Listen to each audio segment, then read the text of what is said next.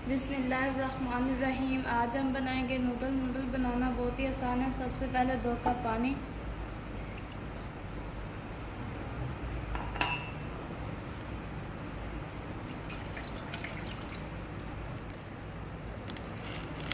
बिस्मिल्लाहिर्रहमानिर्रहीम। अब मैं नूडल काट कर पैन में डालूंगी।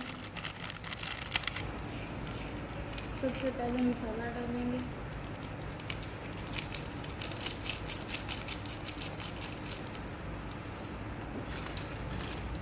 बिस्मिल्लाहिर्रहमानिर्रहीम, बिस्मिल्लाहिर्रहमानिर्रहीम।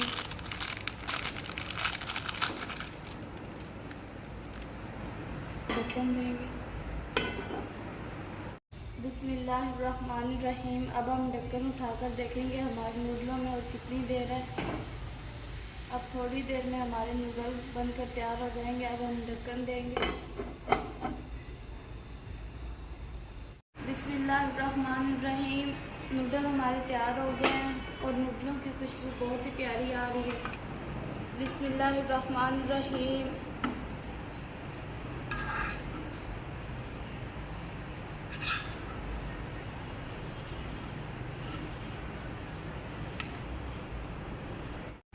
बिस्मिल्लाहिर्रहमानिर्रहीम। अब मैं नूडलों के ऊपर केचप डालूंगी। मेरी वीडियो पसंद आई तो प्लीज़ लाइक और सब्सक्राइब कर दें।